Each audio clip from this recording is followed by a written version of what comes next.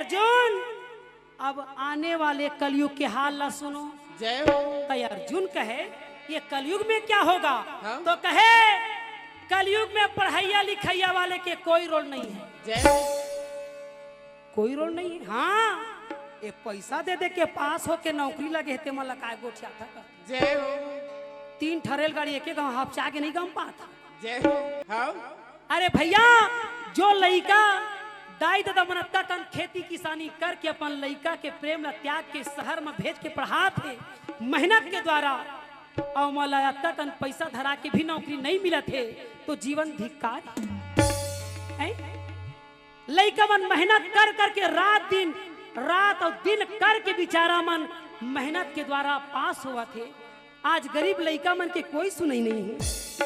अब पैसा दे दे के पास हुआ थे और नौकरी धरा थे ते मला नौकरी धरावा था वो मोटरसाइकिल चलावा थे कर मन के का थे काय बना थे लाइसेंस बनावा थे ओला बारे नहीं आते लाइट लग कत्का जो लिबिर लाबर करना है तेला नहीं जाना कत्का जो ब्रेक में दबाना है तेला नहीं जाना ब्रेक ला नहीं जाने आप डाउन काला का थे तेला नहीं जाने कत्का जो हार न मारना चाहिए तेला नहीं जाने ऐसना मला तुम नौकरी में रखिए। अर्जुन कहे कन्हैया तो क्या हो रहा है? तो कथे सुन कलयुग में एमए बीए फाइनल करे वाले में पूरा फाइनल है। मैट्रिक छोड़ के बैट्रिक में चढ़े चार्जिंग मोबाइले भर के होगा तो सुन लो इस कलयुग में कौन सुकून से जिएगा? जिसके अंदर में कला होगा। अरे नाव गांव ला पढ़े लिखे सी जब उसके काफी है तहाँ अपन दाई दादा के सेवा कर और अपन दाई दादा के ला त्याग के तहाँ शहर में जाके नौकरी करत हस वो जीवन भर व्यर्थ है। तय नाव गांव पढ़े ला सीख जा जैसे मैं पढ़े महाराज। हाँ? कत्का पढ़े? कत्का पढ़े बता दो।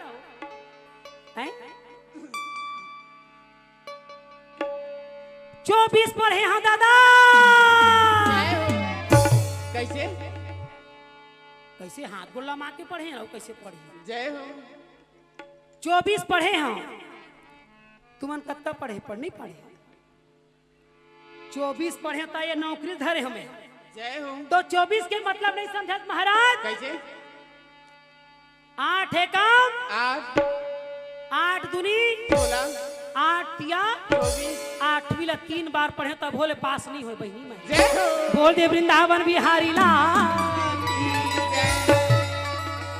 तो मैं जान के कलयुग में दादा कलाकारी है सर्वश्रेष्ठ है। चाहे वो गाय लाए बजाए लाए नाचे लाए कुछ भी करे लाए मगर कलयुग में उन्हीं का कल्याण होगा जो कलाकार होगा। आज हमारे तीजन बाई पढ़े नहीं है एको क्लास पढ़े नहीं है मगर ये भगवान के शरण में पहुंच गए तब बिचारी अनपढ़ हो के भी हेलीकॉप्टर में उड़ियावा थे छत्तीसगढ़ के बोली बतराला देश विदेश पहुंचावा थे और ठेठरी खुरमी के स्वाद ला दुनिया ला बतावा थे। बोल दे वृंदावन बिहारी लाल की। तो दाई दादा हो ये छत्तीसगढ़ में और ये हमारे देश में कला के बड़ा सम्मान होते अपन अपन लड़का मन कला सिखाए करा।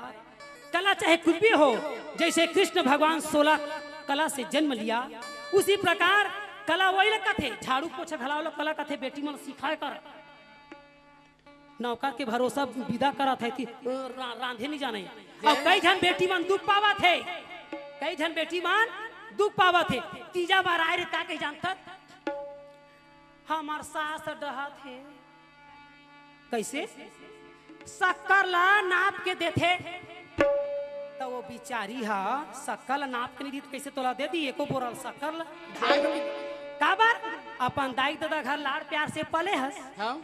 कभू तो तोड़ दाई दादा चाय बनाने सिखाइस नहीं है और वहाँ ससुराल में जाके कहूँ मीठा कर देबे और कहूँ तोर ससुर ला सुगर रहता एक हर बार नाप तोल के सास मान देते दादा। कई जन बहुरिया मन कथे का सास गले की फांस होती है ऑपरेशन में नहीं लिख रहा धक्का मार के सास भी कभू बहुत ही तयहू सास मन कम नहीं है। कैसे? नाटक ला देखा थे दिया बाती ला हाँ? दिया बातीला देख देख के घर घर में आगी लगावा थे। राशि बहु माला देवा धीरे धीरे फांसी का। जय हो। बोल दे वृंदावन बिहारी लाल की। जय। तो मैं बताता हूँ, सास कोई गलत चीज नहीं है। सास का मतलब होता है संस्कार। जय हो। सास संस्कार देती है कि बेटी अपन मैके में जेन सीखे तेन सीखे। ये तो ससुरारे मैं जेन सिखात हूँ संस्कार उसको धारण करो। जय हो। बोल दे सास बहू की। जय हो। सास बहू की। जय हो। सास बहू की। जय हो। तोर बहुरिया के घला तो जय बोलवा था, काबा नहीं बोला तथा मैं हैं ओ बेचारी नहीं बोलवा थे वो मोर सास की जय हैं।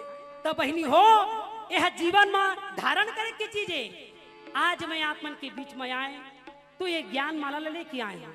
इला अच्छा लगी सोही तब बोले सुनिया, और नहीं लगी सोही तब बोल जबरदस्ती सुनिया का कर, मगर फिर ताली बजाए कर। बोल दे वृंदावन बिहारी लाल